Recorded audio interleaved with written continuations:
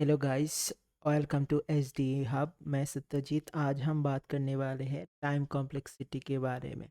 तो टाइम को कॉम्प्लेक्सिटी के बारे में हमने पढ़ा होगा क्लास में, कॉलेज में, या फिर हम जब प्रिपरेशन डीएसए का प्रिपरेशन करते हैं तब ये टाइम कॉम्प्लेक्सिटी हमें बहुत बार आता है। तो आज हम जानने की कोशिश करेंगे असल में ये टाइम कॉम्प्लेक्सिटी ज़रूरत क्यों है, एंड हमको रियल लाइफ प्रॉब्लम सॉल्विंग में क्या फ़ायदा और क्या नुकसान देता है ये टाइम कॉम्प्लेक्सिटी। तो चलिए शुरू करते हैं एक एग्जांपल के साथ। आज हम एग्जांपल ले रहे हैं prime number. So prime number क्या होता है? प्राइम नंबर वही नंबर होता है जो अंक सिर्फ एक या फिर वो खुद उस अंक से डिवाइड होता है, बाकी किसी भी नंबर से डिवाइड नहीं किया जा सकता प्राइम नंबर को। तो अभी इसका ही एक एग्जांपल लेके समझने की कोशिश करेंगे। ये टाइम कॉम्प्लेक्सिटी कितना ज़रूरी है एक सॉफ्टवेयर डेवलपर के लिए। हमारे पास दो सॉफ्टवेयर डेवलपर है, चिंटू जी और मिंटू जी। तो दोनों को प्रोग्राम दिया गया है। इनका टीम लीड ने बोला है कि भैया एक प्रोग्राम लिखना है जिससे हमें प्राइम नंबर निकालना है। तो चिंटू जी और मिंटू जी दोनों लग गए प्रोग्राम निकले। तो एज हमको पता है कि हमें चेक करना है एक नंबर, कोई एक नंबर दिया गया है। अगर वो नंबर है एन, हमें सिर्फ अगर एक से लेकर मतलब दो से लेकर उस नंबर से पहले कोई भी एक अंक मिल गया जिससे हम इस नंबर को डिवाइड कर पाए तो वो एक प्राइम नंबर नहीं होगा। तो ये हम पता है। सो चिंटू जी ने भी वही प्रोग्राम लिख लिया। सो चिंटू जी ने लिखा कि हम चेक करेंगे दो से लेकर n-1 तक हम जाएंगे। एक काउंटर लेंगे आई, उससे चेक करते जाएंगे उस आई से क्या n डिवाइड होता है कि नहीं।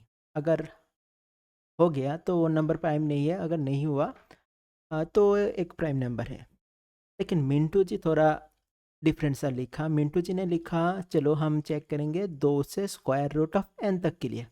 तो मिंटू जी ने प्रोग्राम लिख लिया, एक आई लिया जो दो से स्क्वायर रूट ऑफ एन तक जा रहा है, जिसमें हम चेक कर रहे हैं कि आई आई उस नंबर को डिवाइड कर पा रहा है कि नहीं। अगर कर लिया तो प्राइम नंबर नहीं है, अगर नहीं कर पाया then it is a prime number. तो ये जो स्क्वायर रूट ऑफ एन का फंडा है वो हम अगले वीडियो में समझेंगे क्यों हमने स्क्वायर रूट ऑफ एन ही लिया। तो चलिए देखते हैं अभी क्या फ़ायदा और क्या नुकसान हुआ। तो टाइम कॉम्प्लेक्सिटी निकालने के लिए हम जो जिस कंप्यूटर में इस प्रोग्राम को चलाने वाले हैं उसका कंप्यूटर जी को चाहिए 1 मिली सेकेंड एक डिवीजन परफॉर्म करने के लिए। जैसे हम चेक कर रहे थे कि डिवाइड हो रहा है कि नहीं। तो हर जगह पे हम डिवीजन चेक कर रहे हैं। तो कंप्यूटर जी ने हमको बोला है कि हाँ भाई, हम आपको बता देंगे डिवाइड हो रहा है कि नहीं, लेकिन हम उसको चेक करने के लिए हमें 1 मिली सेकेंड का समय चाहिए। तो चलिए देखते हैं इन दोनों का प्रोग्राम कैसा परफॉर्म करेगा। तो पहले देखते हैं ओस के सिनारियो। ओस के सिनारियो में हमें सारा नंबर चेक करना पड़ेगा। इंटू जे के लिए तो हमें कितना नंबर चेक करना पड़ेगा, n-2 नंबर ऑफ टाइम हमें ये डिवीजन चेक करना पड़ेगा, क्योंकि हम एक और n को नहीं चेक कर रहे, क्योंकि पता है प्राइम नंबर हो या नॉन प्राइम, एक और n से तो डिवाइड होगा ही। तो हमें n-2 number of time check करना है पड़ रहा है। लेकिन मिंटू जी के लिए हमें square root of n-1 time check करना पड़ रहा है। It's kind of like square root of n। अगर 36 नंबर हुआ तो 36 का स्क्वायर रूट होता है 6 5 होता है। तो इतना हमें समझ में आ गया। तो नेक्स्ट चलते हैं। अगर हमें चेक करना है कि 11 एक प्राइम नंबर है कि नहीं, उसमें देखेंगे चिंटू जी और मिंटू जी को कितना टाइम लगेगा। चिंटू जी के लिए 9 मिली सेकेंड लगेगा। कैसे? अब अगर हम ऊपर का हिसाब से लगाए 11-2, it's coming around 9 millisecond. तो जब हम चिंटू जी के लिखे हुए प्रोग्राम में 11 चेक करने के लिए जाएंगे हमें 9 मिली सेकेंड टाइम लगेगा।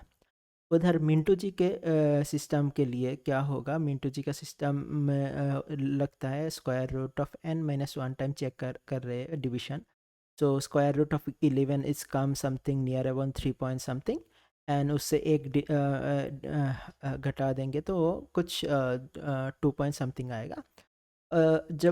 अगर हम देखें चिंटू जी और मिंटू जी के टाइम डिफरेंस में वो कुछ खास फ़र्क नहीं पड़ता, 2 मिलीसेकंड और 9 मिलीसेकंड है। चलिए इधर तो दोनों ही ऑलमोस्ट ठीक ठाक चल रहा है। अब देखते 101 के लिए क्या करेंगे। 101 के लिए चिंटू जी का कितना बार डिवीजन चेक करना पड़ेगा। चिंटू जी को 101 माइनस 2 मतलब 99 टाइम्स डिवीजन चेक करना पड़ेगा, और एक डिवीजन के लिए हमें चाहिए 1 मिलीसेकंड। सो 99 डिवीजन के लिए हमको चाहिए होगा 99 मिलीसेकंड। उधर मिंटू जी का प्रोग्राम में हमें चाहिए square root of n minus 1।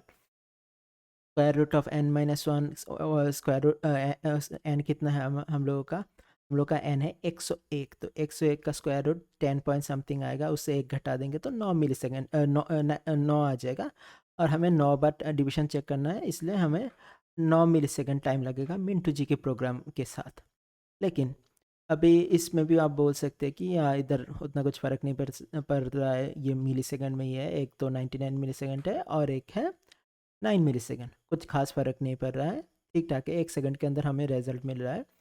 हम दोनों ही प्रोग्राम अब तक सही है। अब अगर हम लोगों का नंबर है कुछ इतना बड़ा, 6 डिजिट का नंबर है 1000003, सो इसके लिए कितना टाइम लगेगा।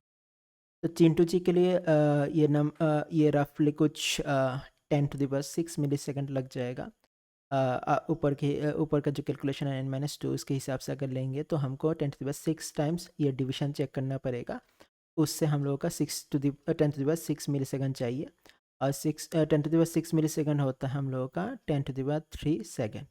10⁻3 सेकंड कितना होता है, अराउंड 16.66 मिनट, मतलब 16 मिनट के आसपास लग जाएगा ये 6 अंक के नंबर को चेक करने के लिए। उधर मिंटू जी का क्या चाहिए होगा, मिंटू जी को चाहिए होगा 10⁻3 मिलीसेकंड। कैसे, हम लोग का नंबर इज़ नियर अबाउट 10⁻6। 10⁻6 का स्क्वायर रूट होता है हम लोगों का 10⁻3, और 10⁻3 3 कैलकुलेशन हमें करना है तो 10⁻3 मिलीसेकंड चाहिए। 10⁻3 होता है हम लोग का 1 सेकंड। अब इधर देख सकते हैं कि फ़र्क थोड़ा पड़ रहा है। हम लोगों का एक प्रोग्राम जो 1 सेकंड में हमको आंसर दे रहा है, और दूसरा प्रोग्राम हमको चाहिए 16 मिनट आंसर देने के लिए। सो आप कौन सा प्रोग्राम चूज़ करेंगे जो फास्ट है। ऑब्वियसली जब बड़ा बिजनेस होगा तब हम लोगों का डाटा बहुत बढ़ता रहेगा, हमें फास्ट से फास्ट कैलकुलेशन चाहिए होगा, तब फास्ट से फास्ट रिजल्ट चाहिए होगा, तब 1 मिलीसेकंड भी बहुत इंपॉर्टेंट हो जाता है। नेक्स्ट, अगर नंबर थोड़ा और बड़ा ले लिया तो क्या होगा। इधर हमें बहुत टाइम लगेगा क्योंकि ये एक 10 अंक का नंबर है, तो कुछ 10⁻10 टाइम में 10⁻10 मिलीसेकंड चाहिए होगा, जो आता है कुछ 10⁻7 सेकंड, जो आता है अप्रोक्सीमेटली 115 दिन। उधर मिंटू जी का प्रोग्राम में वो चाहिए होगा 10⁻5 टाइम्स ऑफ डिवीजन चाहिए होगा उसके लिए, तो कुछ आएगा 10⁻2 सेकंड, जो आता है कुछ 1.66 मिनट।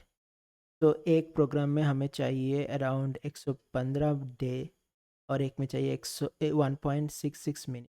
तो मिंटू जी का प्रोग्राम चिंटू जी के प्रोग्राम से बहुत फास्ट है।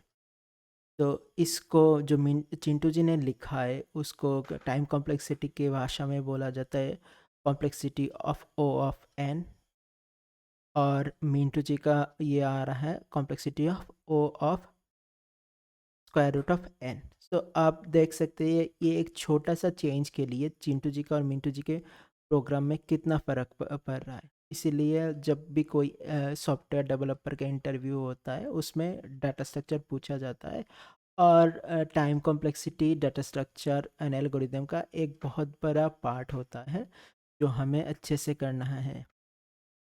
तो आपको समझ आ गया होगा कि क्यों मिंटू जी का प्रोग्राम इतना बेहतर है चिंटू जी के प्रोग्राम से। तो हमें नॉर्मली जब कॉलेज या स्कूल में प्रोग्राम करते हैं तब हम टाइम कॉम्प्लेक्सिटी के ऊपर इतना ध्यान नहीं देते, क्योंकि हमें सिर्फ रिजल्ट निकालने से मतलब है, हम कुछ भी लिख देते, रिजल्ट आ गया, ख़त्म, एग्ज़ाम पास। लेकिन हम जब एक एज ए सॉफ्टवेयर डेवलपर किसी कंपनी में ज्वाइन करते हैं तब हमें रिसोर्सेज सेव करना होता है, हमें बहुत सारा फाइनेंस में भी ध्यान देना पड़ता है। हम लोगों का 1 मिली सेकेंड सेव करना वो बहुत लॉन्ग टर्म के लिए बहुत अच्छा चीज़ हो सकता है। तो ये बहुत बड़ी बात है, इसलिए हमें हमेशा टाइम कॉम्प्लेक्सिटी के ऊपर ध्यान देना है। नेक्स्ट वीडियो में हम चेक करेंगे क्यों हमने यहाँ पे स्क्वायर रूट ऑफ एन लिया है, कुछ और क्यों नहीं।